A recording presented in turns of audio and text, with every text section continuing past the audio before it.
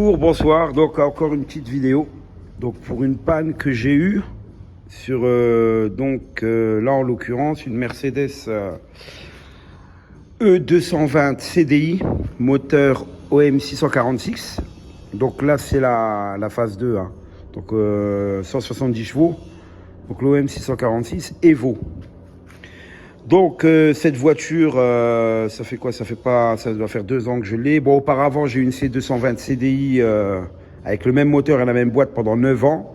Donc c'est une voiture que je connais vraiment très bien. J'ai acheté cette voiture notamment, et plus particulièrement parce qu'il me fallait une boîte auto vachement fiable. Donc c'est la boîte auto 5G Tronic 722.6, réputée indestructible. Bien sûr si on respecte l'entretien. Et surtout, si on remplace le mécatronique à un moment donné de la vie de la boîte, ça doit être vers les 400 000 km, quelque chose comme ça. Lorsque vous avez des premiers problèmes avec la boîte de changement de vitesse, ça va être du mécatronique. Je vais vous montrer juste mécatronique, vite fait ce que c'est. Avant que je vienne vraiment dans le vif du sujet, parce que là, franchement, c'est ça un mécatronique. C'est une pièce qui coûte 80 €. À peu près. Donc, alors là, moi, ce qui m'arrive avec cette voiture, je crois que dans ma vie, j'ai jamais eu une panne aussi vicieuse. Une panne aussi vicieuse sur une voiture. Je conduis des voitures depuis 1999. Jamais eu une panne aussi vicieuse. Donc, cette voiture, en fait, j'ai commencé à avoir des vibrations énormes. Donc, c'était quoi? Fin de l'année dernière. Donc là, on est en septembre 2024. Donc, ça devait être fin 2023. J'ai commencé à avoir des vibrations à l'accélération. La voiture vibrait. Et je comprenais pas, elle a commencé à vibrer. À un moment, elle vibrait vraiment pas mal. Et instinctivement, j'ai été voir un garagiste. Et c'était le moment de refaire la vidange de boîte automatique. Donc j'ai fait à ce moment-là une vidange c'était un hasard hein, presque. La vidange de la boîte automatique, donc vidange plus rinçage. Et la voiture s'est mise à elle s'est mise à plus vibrer du tout. Je me dis, tiens, c'est bizarre qu'une vidange de boîte automatique fasse arrêter une voiture de vibrer. Bref, j'ai roulé comme ça pendant quelques milliers de kilomètres, je sais pas, dans les 5000 kilomètres plus ou moins, la voiture s'est remise à vibrer. Je suis retourné voir le garagiste. Moi, le garagiste, il m'a dit, écoute, moi, je vois pas trop le rapport entre la vidange de boîte, c'est peut-être un hasard. Il a regardé en dessous.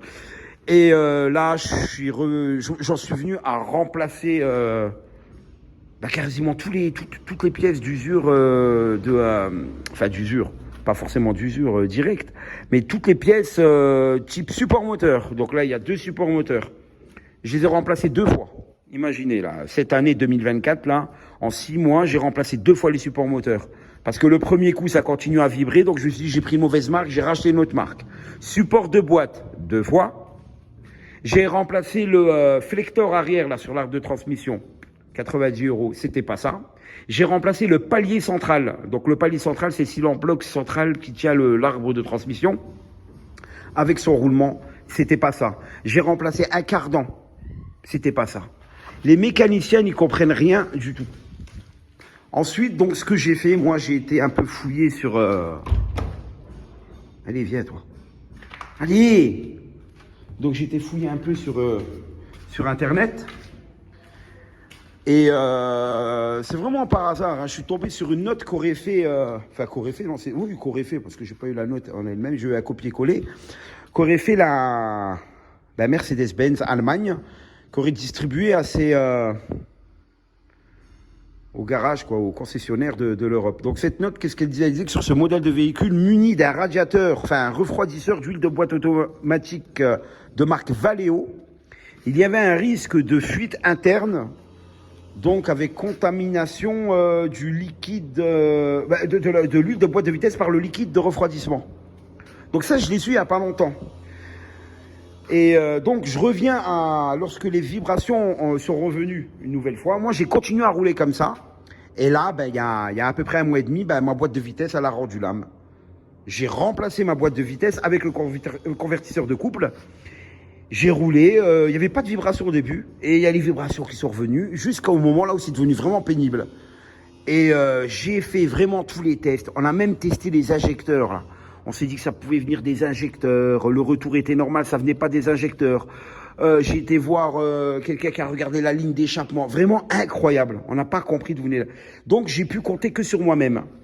Donc j'ai été voir différents garagistes, différents mécaniciens. Je leur ai parlé du problème donc du refroidisseur d'huile. Tous m'ont dit que c'était pas ça, ça avait strictement rien à voir.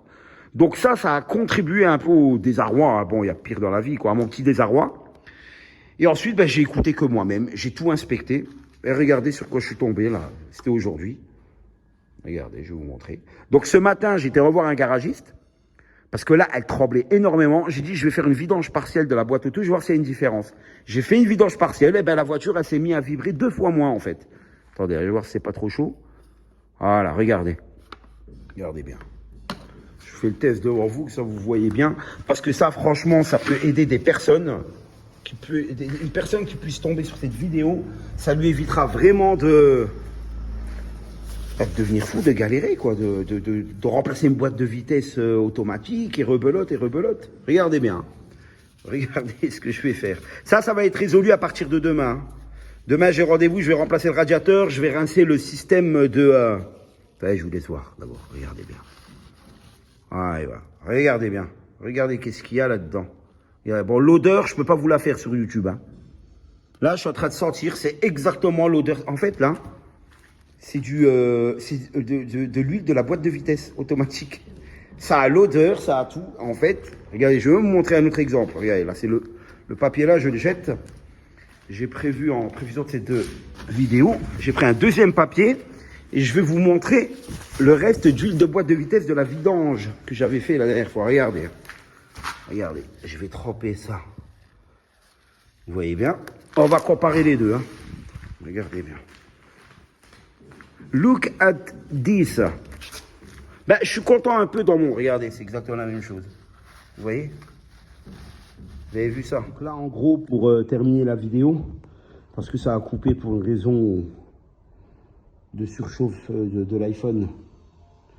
Donc là, pour conclure, ce qu'il faut faire... C'est ce que je vais faire demain, je vais aller remplacer le radiateur, j'ai rendez-vous. Faire le remplacement du refroidisseur d'huile de boîte automatique. Ensuite, je vais m'occuper moi personnellement de rincer le circuit de refroidissement, c'est très simple. Il y a juste à déconnecter la durite de retour et démarrer le moteur. Et laisser toute l'ancienne, tout le liquide de refroidissement qui a été contaminé avec l'huile de boîte auto. Et faire ça avec de l'eau normale. Et ensuite, dès que ça sort clair, là, vous mettez du liquide de refroidissement. Jusqu'à ce que ça devienne une couleur... En fait, vous regardez, je crois qu'il doit y avoir 6,5 litres. Donc, jusqu'à ce qu'il y ait les 6,5 litres qui soient écoulés. Ensuite, on coupe le moteur et on remet la durite de retour. Et puis voilà, quoi. Et ensuite, je vais aller faire cette fois, je vais chez un garage qui va me faire un rinçage total. C'est-à-dire une vidange de boîte automatique, mais totale. Pas partiel, parce que bien sûr dans le convertisseur de coupe, il faut plus qu'il y ait de l'ancienne huile dans la boîte de vitesse qui a été contaminée avec le liquide de refroidissement. Donc je vais faire un rinçage d'huile de boîte automatique avec la machine spéciale. Et normalement tout devrait retourner dans l'ordre. Voilà.